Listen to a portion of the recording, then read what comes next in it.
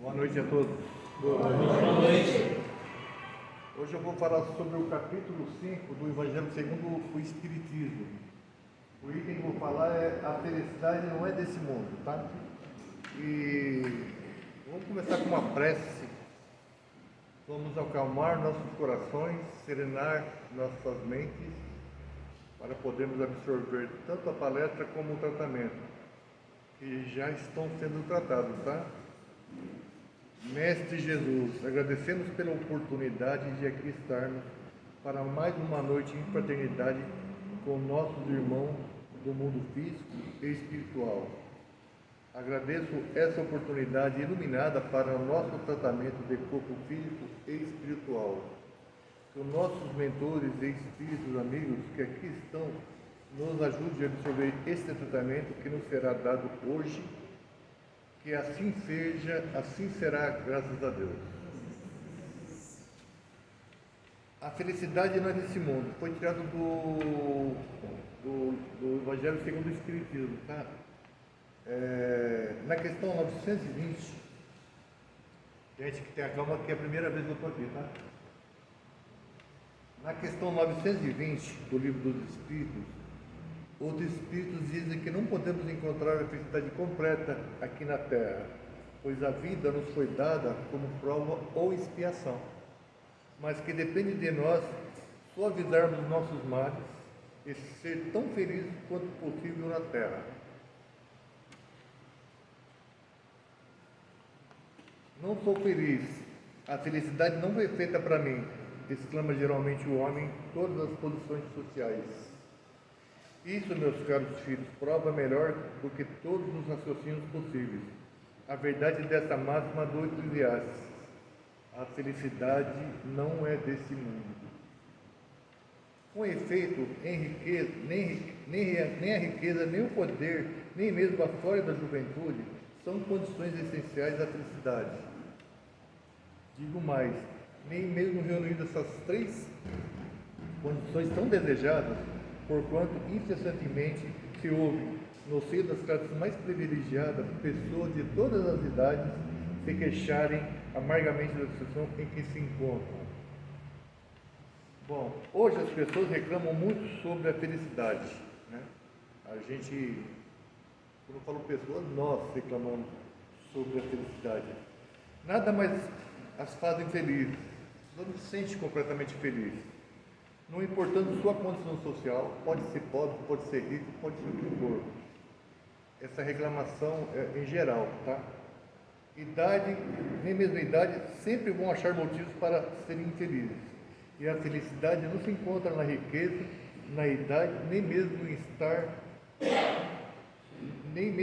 estar saudável. Temos que levar em conta que ainda vivemos num mundo de provas e expiações, e que, segundo a doutrina espírita, podemos amenizar tudo isso com a nossa fé, praticando a caridade e buscando o nosso crescimento moral, ou seja, fazendo a reforma íntima. Agindo assim, seremos felizes dentro do que é possível no mundo em que vivemos.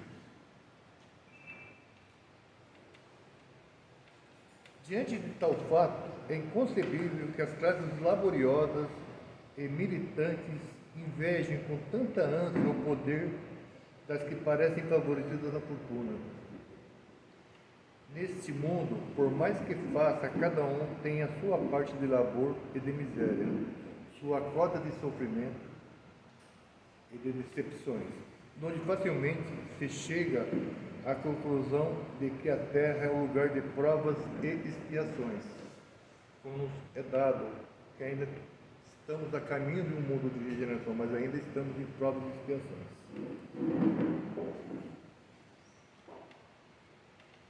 Assim, pois os que pregam que ela é a única morada do homem, que somente nela e numa só existência é que lhe cumpre alcançar o mais alto grau das felicidades que a sua natureza comporta.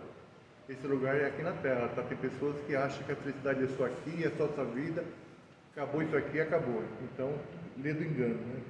Ilude-se esse engano os que o escutam, visto que demonstrado esta, por experiências arquisseculares que só excepcionalmente esse globo apresenta as condições necessárias à completa felicidade do indivíduo. A nossa felicidade aqui nesse mundo, ela é relativa. A gente não vai ser totalmente feliz como todo mundo quer só uma vida feliz. A gente tem que trabalhar, tem que se educar, tem que praticar a caridade para podermos passar por essa vida com mais sossego, com mais cuidado, porque se você não praticar isso, ou levar no peito, sofre muito, né? Aí a pessoa fala, eu sou infeliz. Não é bem assim. Então essa felicidade é relativa.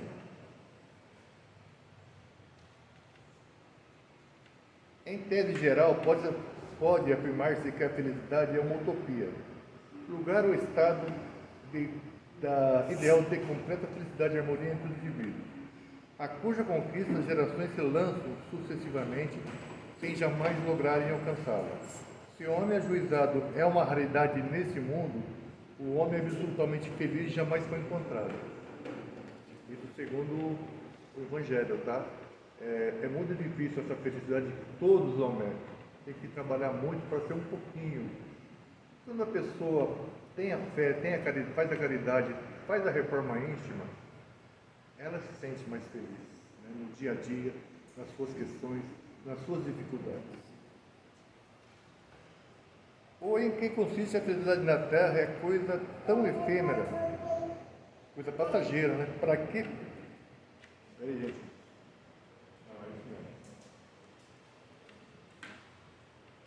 Para que aquele não tenha guiá-lo por ponderação.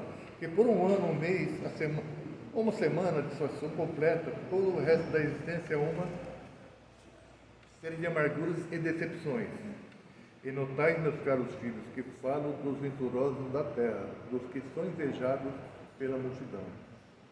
Então, tem muitas pessoas que são invejadas, mas é uma enganação. A gente pensa que é feliz, mas não é. As pessoas, como eu vou explicar agora, às vezes olhando pessoas famosas, normalmente é assim, pessoas famosas, jogadores de futebol, atores, astros do cinema, a gente acha que esse pessoal, porque tem muito dinheiro, tem muita fama, é feliz. E invejamos, porque achamos que essas pessoas são 100% felizes. E na realidade essa felicidade é fictícia, muitas vezes mentirosa, né? Para que as pessoas se iludam em acreditar na felicidade plena e total. Todos temos momentos felizes e não tão felizes. Temos problemas no dia a dia, seja na saúde, financeiro e mesmo nos relacionamentos. Isso é geral para todo mundo, não importa se é rico, se é pobre, se é evangélico, se é espírita, se é velho, se é novo.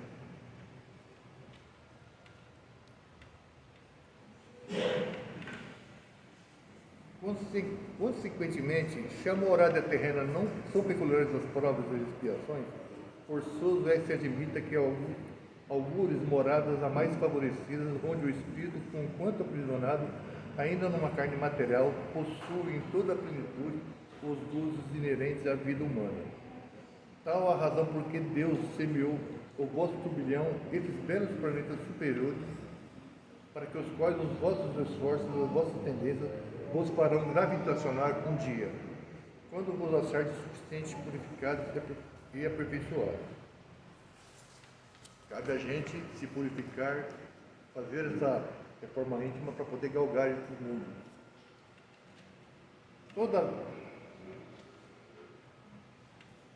Todavia, não deduzais das minhas palavras que a terra esteja destinada para sempre a ser uma penitenciária.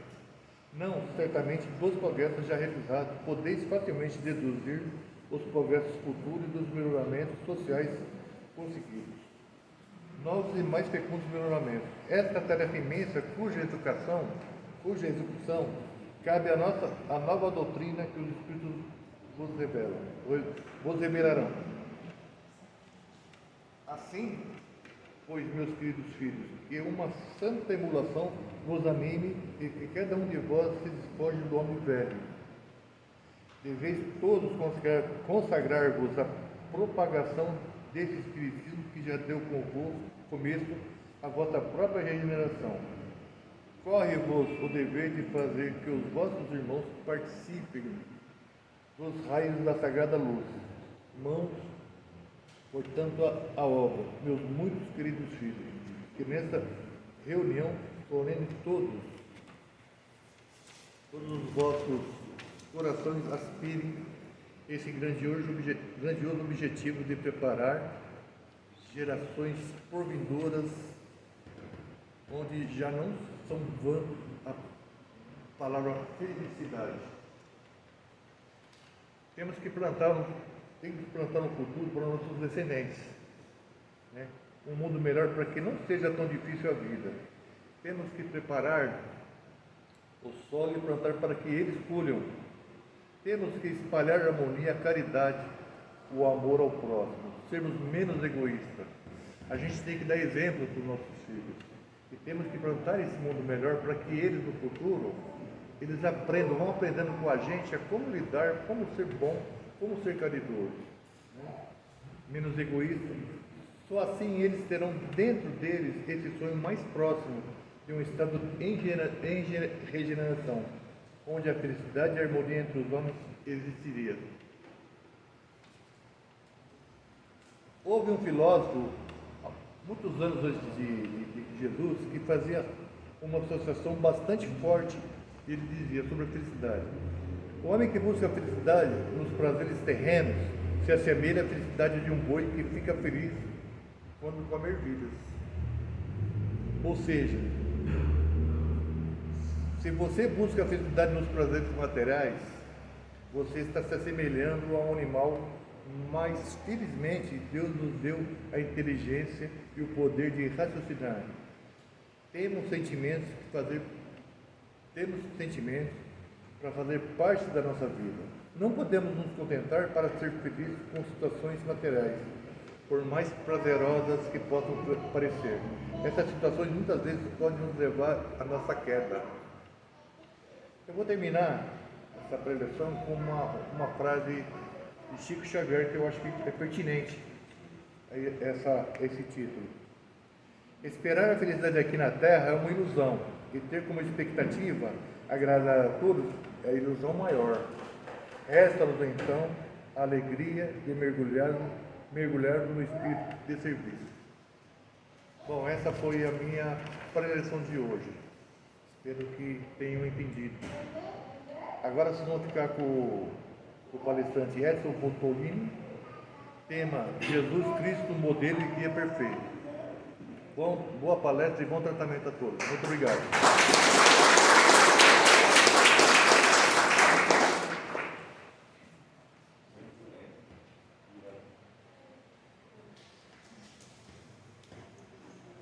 Boa noite. Boa noite.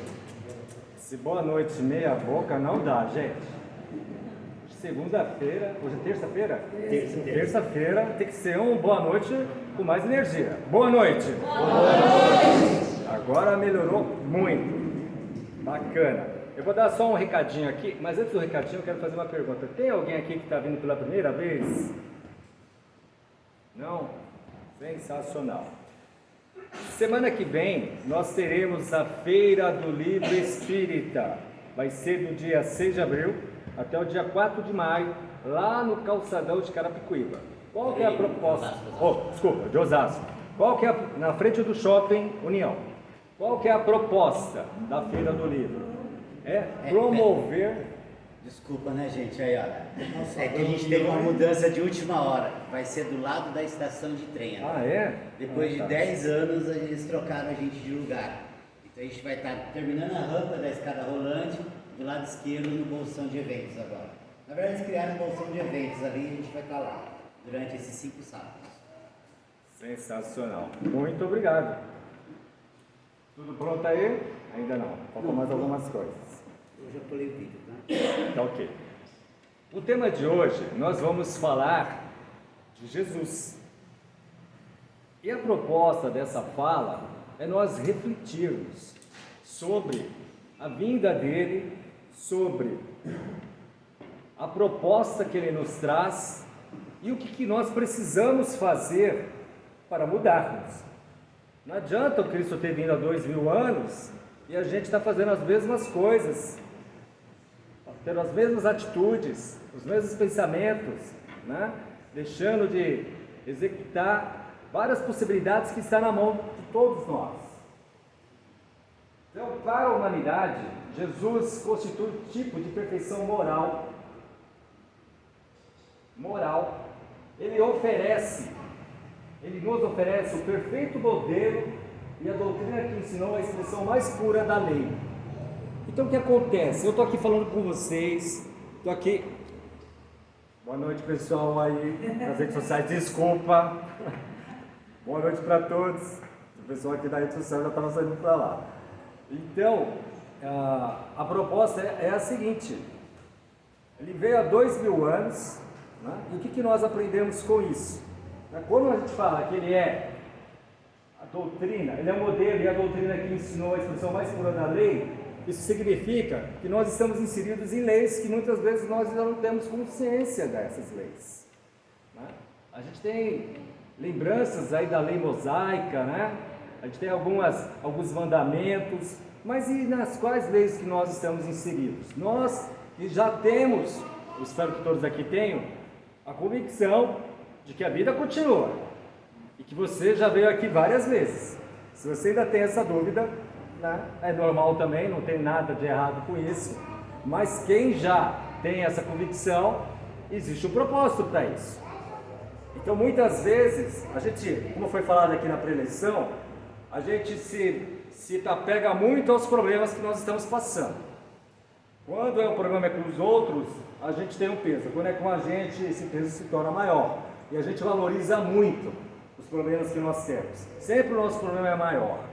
Será que, dentro dessa condição, para eu resolver um problema, aonde que eu vou me inspirar para resolver esse problema? Vai se inspirar aqui no Edson que está falando para vocês? Não. A gente tem um modelo e guia para isso. E um guia e modelo perfeito. Eu estava dizendo, na hora que me fugiu aqui, que eu estou aqui falando para vocês, eu estou falando, né? Qualquer um que queira treinar, que queira estudar, pode vir aqui na frente falar, não é difícil. A questão é, o que eu falo, eu pratico? Isso que a gente tem que ter em mente. Sua missão foi de transmitir aos homens o pensamento de Deus. Olha só essa palavra, pensamento. Quando a gente pensa em Deus, a gente ainda pode estar com algumas culturas de outras religiões, que também não tem nenhum problema com isso, e a gente imaginar que Deus é um senhorzinho de barbas, né? Uma roupinha branca, segurando um cajado, sentado no trono, e que verbaliza o que ele vai ter de ações. Não é assim. Deus é a inteligência suprema, causa primária de todas as coisas. Ele pensa. Vocês já são uma prova disso. Vocês estão pensando agora, vocês estão tendo imagens nas suas mentes, vocês estão criando energia nessas imagens que vocês estão pensando agora. Então, o pensamento, ele é poderosíssimo. Imagine nessa grandeza que é Deus. Então, ele não precisa verbalizar. E a gente aprende dentro da doutrina espírita que os espíritos mais elevados, eles não utilizam o que a gente utiliza aqui. Eu preciso dos meus olhos físicos, eu preciso da minha audição física, eu preciso da minha voz. Eles não. Os espíritos elevados, eles se comunicam pelo pensamento. E mais, eles sabem o que você está pensando, porque ele é elevado. Só isso, a gente já pode pensar que a gente tem que melhorar alguma coisa, é ou não é? Já pensou? Você está pensando em um espírito elevado, está sabendo tudo o que você está pensando. Às vezes está falando uma coisa e seu pensamento é outra. Às vezes está falando que vai fazer algo, mas o seu pensamento é outro. Não é? Entre nós que estamos no mesmo nível, graças a esse nível, a gente não consegue captar o pensamento da pessoa que está do seu lado, a gente não consegue captar o pensamento de algum familiar seu, a gente não consegue. Mas em contrapartida, os espíritos sabem quem nós somos por aquilo que nós pensamos.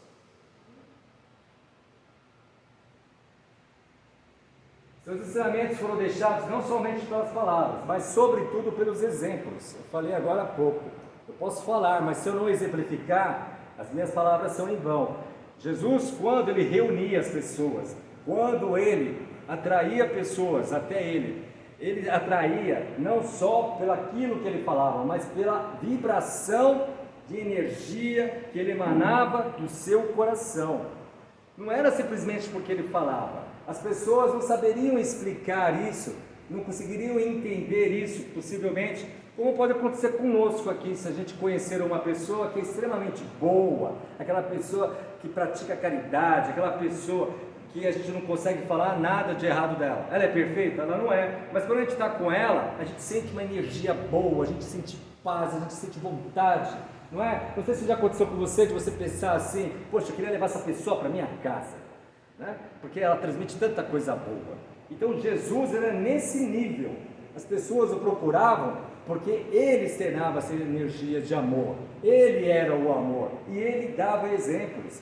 Vários exemplos nós vamos ver no Evangelho daquilo que ele falava, mas que ele executava. Eu estou acelerado assim, gente? Mas é porque tem muita coisa aqui. Jesus tem por missão encaminhar a humanidade, disponibilizando condições. Se você veio aqui falando que você não tem condição, que não existe nenhuma condição para a resolução dos seus problemas, está na hora de rever algumas coisas. Eu vou até adiantar aqui um trecho. Eu vou perguntar aqui para vocês: por que vocês acham que Jesus Cristo veio há 2000 anos? Não tinha internet, não tinha nenhum meio de comunicação que fosse rápido, a população era pequena. Tem gente que fala assim: eu joguei pedra na cruz. Possivelmente você nem estava lá, né? A população em Jerusalém, na época de festa, era muito pequena. E a gente escuta as pessoas falando: eu estava lá. Será? E quem estava lá e viu Jesus, com certeza. Eu estou até fugindo um pouquinho aqui, mas só para falar isso. Você imagina aquele soldado que Jesus estava na cruz, ele foi lá e deu uma espetada nele, né? Para ver se ele estava ainda encarnado. Você acha que esse ser, que esteve em contato com Jesus, já não evoluiu ao longo desses 2000 anos? Se bobear, é um espírito super iluminado, que ele esteve com Jesus, com energia de amor. E imagina você estar com um ser desse, você muda toda a sua chave nas próximas encarnações, você vai evoluir. Então, se nós estivéssemos lá, com certeza, se a gente tivesse tido esse contato com Jesus, só se a gente fosse muito grosseiro mesmo, com certeza nós não estaríamos agora aqui nesse salão e nem eu falando com vocês. Já estaria mais evoluído. Então, quando disponibiliza condições, significa que Jesus ele mostra que você pode fazer muito mais do que você vem fazendo, que você tem que se atentar às suas condições emocionais, que você tem que se atentar que o propósito de você estar aqui, se você acredita na reencarnação, se você está com essa convicção, é que você tem que aproveitar essa reencarnação, que tem algo que é muito importante para você fazer. E esse algo muito importante para você fazer é se conhecer o que você precisa mudar internamente. E esse é um convite para vocês. Vai soar meio evangélico, mas funciona. É um relacionamento que nós temos que retomar com Jesus. Nós temos que criar esse relacionamento. Nós temos que criar esse relacionamento como você tem um relacionamento, que eu espero que seja saudável, com a sua esposa, com o seu filho, com o seu melhor amigo, com a sua melhor amiga. Você tem um relacionamento. E esse relacionamento, perante o relacionamento que você pode ter com Jesus, é muito maior, é muito mais intenso. Vai te trazer muito mais benefícios. Não quer que você deixe sua amiga, sua esposa, seu filho. Não é isso, gente. Eu estou dizendo que você pode muito mais, que existem disponibilidades para você. E a gente vai falar das disponibilidades mais à frente. Mudando. Tendo por missão transmitir aos homens o pensamento de Deus, toda a sua pureza pode exprimir esse pensamento. Por isso que ele disse: toda a planta que meu pai plantou será arrancada. É arrancada? É arrancada. Soa meio pesado, né? Arrancar. Mas vamos entender isso. Você hoje plantou alguma coisa. Você plantou alguma coisa hoje. E talvez anos anteriores você também plantou alguma coisa. E talvez o que você plantou, que germinou em você, seja a proposta de ser arrancado de você. Algo que você precisa identificar. Algo que você precisa ver é que esse plantio que está lá não está gerando mais nenhum fruto para você. Então, esse disponibilizar significa que a gente tem que se atentar a isso. E eu vou dar um exemplo aqui. Se eu falo mal de alguém, se eu gosto de falar mal das pessoas, isso é uma planta que eu plantei ao longo dos anos, é um vício. Então eu tenho que extirpar esse vício. Como eu faço isso? Uma varinha mágica? Só porque eu pensei em Jesus, quero ter um relacionamento com Ele? Não, eu vou ter que trabalhar isso em mim.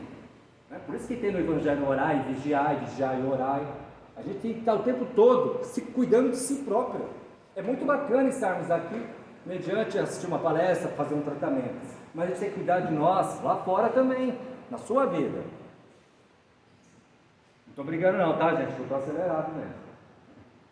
A vida do Cristo mostra que a humanidade estava em condições de receber ensinamentos superiores. Eu perguntei para vocês, ninguém quis responder. Por que vocês acham que Jesus veio há 2000 anos e não agora? Eu vou explicar para vocês. Vou dar um exemplo. Quando aqui, vamos falar do Brasil. Quando aqui no Brasil uma pessoa é considerada de maior, em qual idade? 18 anos, certo? Então a gente vai fazer uma relação, uma correlação com o momento que veio Jesus. Quando Jesus chega, reencarna, é quando nós, como humanidade, completamos 18 anos. E nós podemos responder por nós de uma vez por todas. Não tem mais o que aprender. Enquanto você tinha 17, 16, 15 anos, você tinha muita coisa que aprender como humanidade. Quando você está mediante a Jesus há 2000 anos, como humanidade, você completou 18 anos e você responde por você. Por isso que ele vem trazer as leis de uma outra maneira. Está claro isso? Então é a nossa maioridade espiritual. Nos tornamos maiores, gente. Olha que chique, há 2000 anos. Aí eu não sei, né? Pode ser que a gente, vou falar de mim, pode ser que eu fiz 18 anos lá, 2000 anos, e estou com 18 anos e 6 meses, né? Ainda tem que aprender muita coisa. Sua mensagem como enviado de Deus vararia os séculos para beneficiar toda a humanidade. E aqui, a gente vai falar bastante. Deixa eu ver se vai, não vai. Aqui a gente vai falar. Volta. Gente do céu, apertei tudo sem querer. Vamos lá. Na verdade, eu apertei tudo. Vamos voltando, rápido. Aqui. Então nós vamos falar de amor, nós vamos falar de bondade, de humildade, de paciência. Mas eu acredito que todos vocês que estão aqui, paciência nós temos de sobra.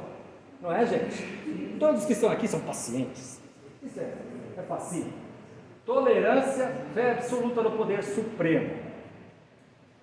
Então o que a gente vai fazer? Eu vou convidar vocês a fazerem reflexões.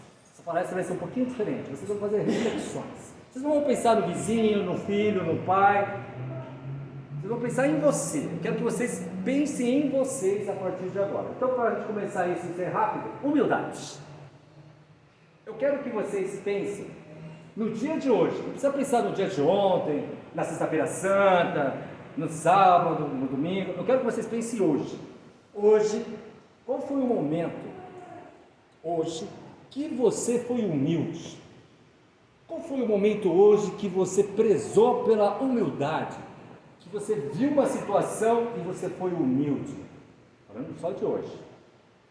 Então pensa nisso.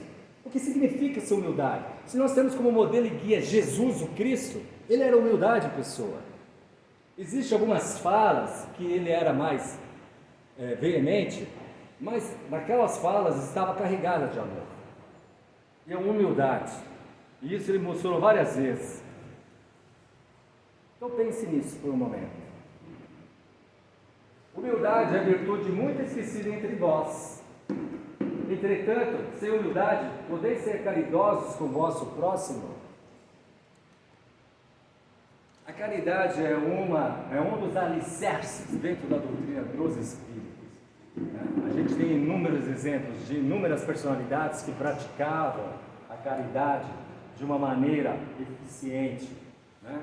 Quem assistiu o filme do Divaldo, do Chico Xavier, quem teve contato, entre tantos outros que eram de outras religiões, que nem religiões tinham, a caridade. Você fazer a caridade é você se importar com o que falta ao outro. É você se colocar no lugar do outro para que você sinta que o outro precisa de algo. E não vem com essa e fala assim, mas eu também preciso, Edson. Eu sei que você também precisa. Mas nós estamos falando aqui de humildade e de nós começarmos a praticar caridade. Essa aqui eu tenho certeza que todos vocês já passaram ou estão passando, né? Que é o amor.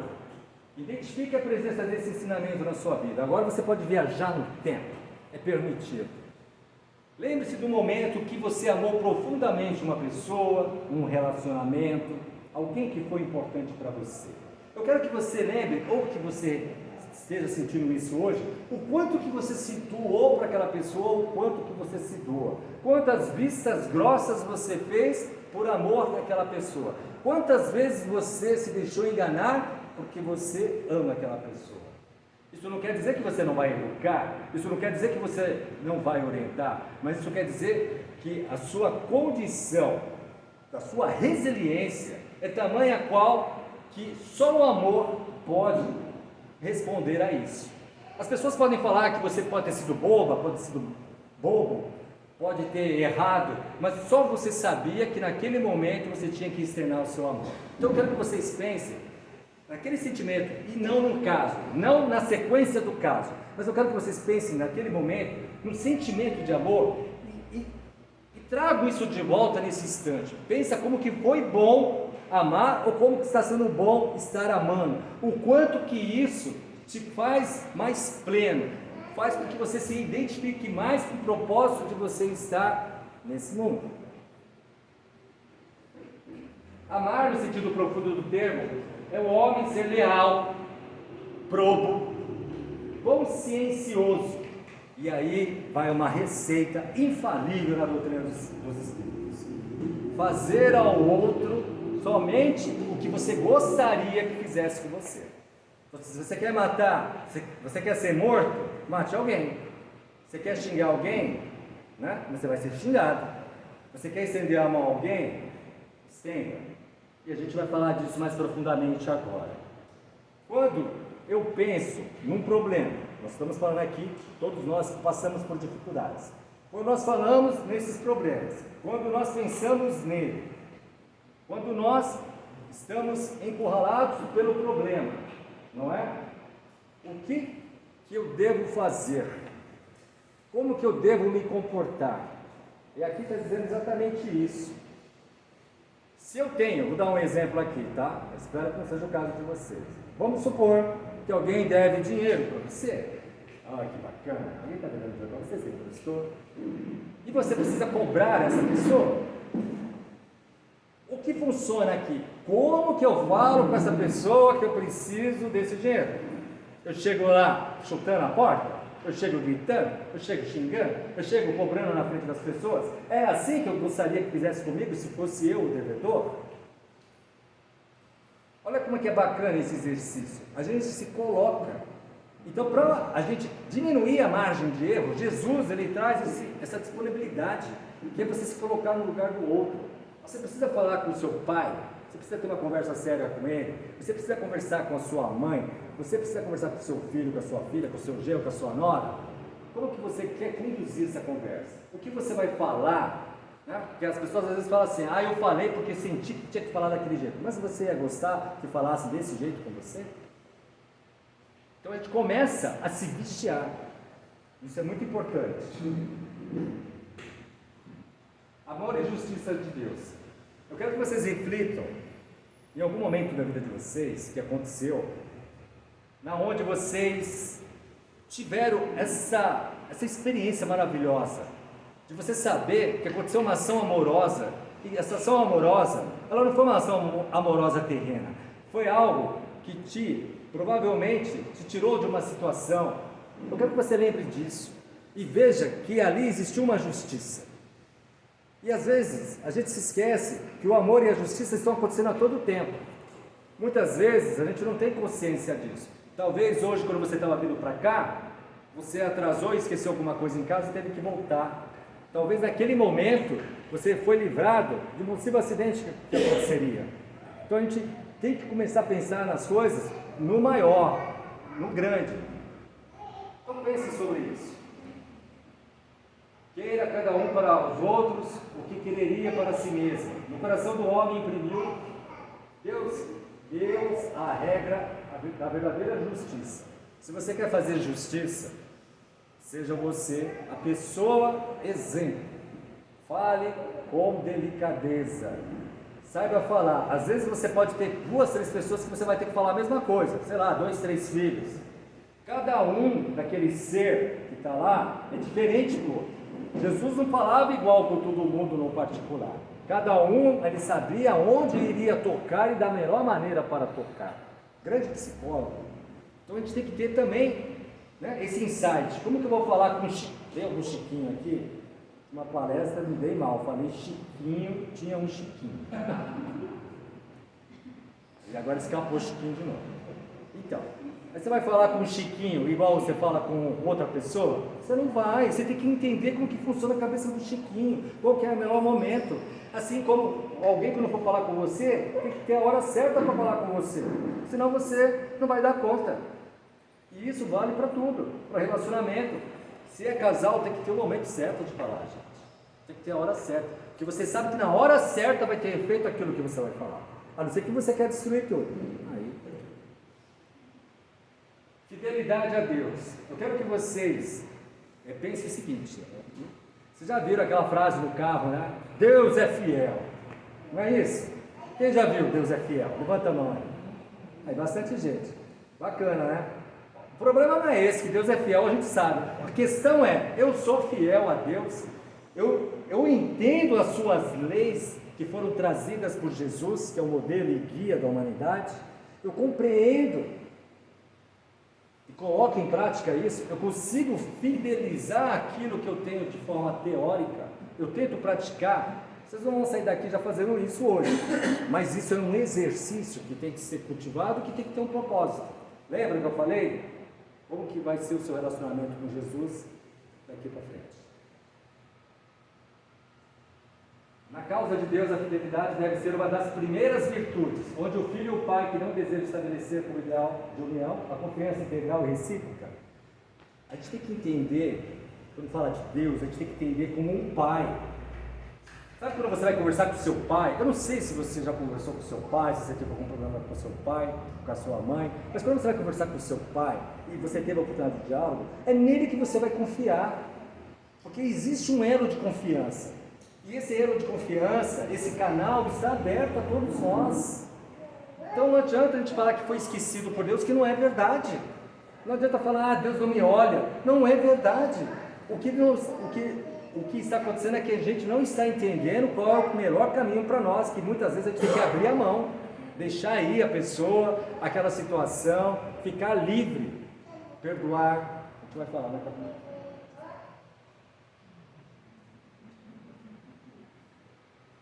Amar ao próximo. Quero que vocês pensem como é amar o próximo, porque é muito fácil amar a esposa, amar a namorada, amar o namorado, amar o filho. Isso é fácil, gente. Isso é tira de letra, a gente já viu fazendo isso há várias encarnações. E até mesmo por isso que a gente está vivendo essas situações de agora.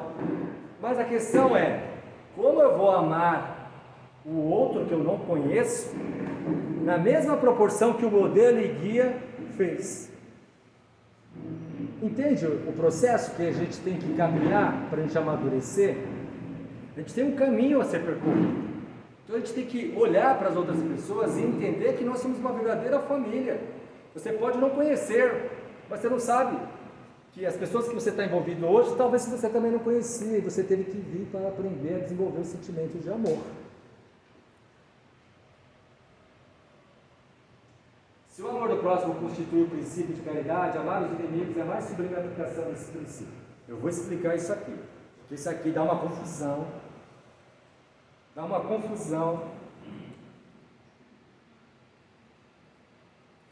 Por que dá uma confusão? Primeiro, o entendimento da questão. As pessoas acham que tem que amar com a mesma intensidade as pessoas que já amam. Já está errado aí. Quando eu falo amar o inimigo, Está dizendo o quê? Que você tem que analisar, porque ele é seu inimigo. Você é inimigo dele? Se você se declarar, é uma outra situação. Mas se ele é seu inimigo por alguma questão, seja ela qual for, não importa a questão. Você tem que trabalhar em si para que aquelas ações daquela pessoa não surtam mais efeito em você. E se isso foi uma coisa que a pessoa fez e te prejudicou, como a gente pode também ter prejudicado outras pessoas, a gente tem que aprender a não esquecer, mas a trabalhar aquilo que aconteceu para se libertar. Para que quando você pensar naquilo que aconteceu, você não sentir dor emocional, você não sentir vontade de ir lá e querer desencarnar ele e mandar para o 13º subsolo do umbral. Aqui a gente pula esse. Não, vamos voltar, vai falar isso aqui rapidinho. A gente tem que, eu falei aqui o tempo todo, que nós temos que olhar aquilo que a gente tem oportunidade de investir em mudanças íntimas. Mas também eu quero deixar aqui, para nós refletirmos, aquilo que você já faz bem, que você tem que valorizar aquilo que você já faz bem. Então, se você já amou, você pode amar novamente, quantas vezes for necessário. Se você já perdoou e não tem mais problema nenhum, você pode perdoar quantas vezes for necessário. Se você pode praticar caridade, se sentiu bem com isso, você pode praticar quantas vezes for necessário. Você tem que valorizar aquilo que você já faz bem. Aqui vai falar do reino de Deus, mas a gente vai passar, eu vou usar. A necessidade do perdão. Isso a gente já falou durante a palestra, mas eu quero falar de outro perdão. Eu quero que você pense, por que você não se perdoa? Muitos de nós às vezes não nos perdoamos.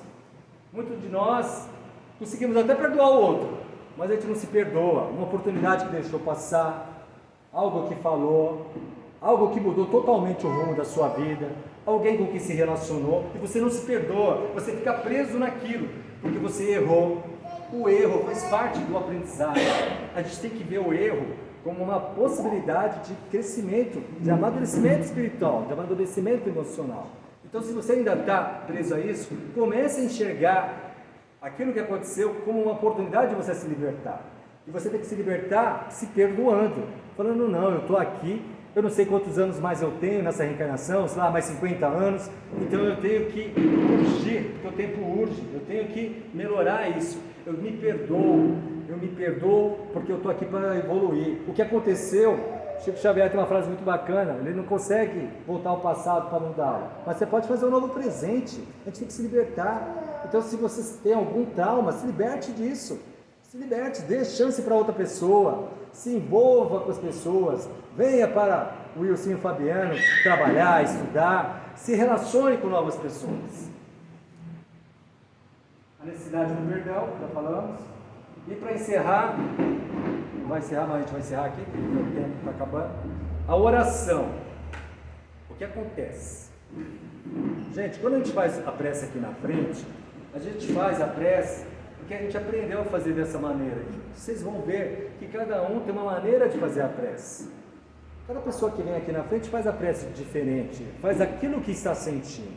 Então a prece, ela não precisa ser com palavras bonitas. Você não precisa estar com um dicionário para falar palavras bonitas. O que você tem que ter é que cada palavra que você mentalizar, lembrando do pensamento de Deus, cada palavra que você pensar tem que estar carregada de sentimentos. Pode ser as palavras mais simples, não importa.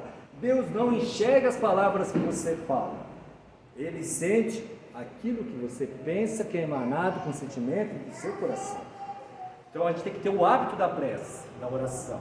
Acordar de manhã, a sua vida pode estar do avesso. Você acordar de manhã e falar assim, obrigado meu Deus, estou encarnado, o dia hoje vai ser incrível. Agora quando vocês chegarem em casa, obrigado meu Deus, consegui passar por mais um dia, vou ter mais uma oportunidade, vou poder dormir, estou na minha casa.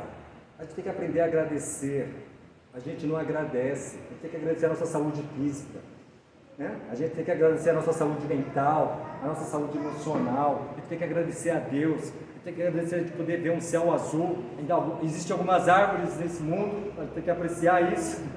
Então a gente tem que aprender a ter esse relacionamento com Jesus, através da oração. Na hora que você estiver precisando resolver alguma coisa, faça uma oração. Senhor Jesus, vem aqui, fica aqui do meu ladinho. Senhor Jesus, está acontecendo isso comigo. Eu não sei o que fazer. Eu sei que se fosse o Senhor faria assim, assado. Vamos pensar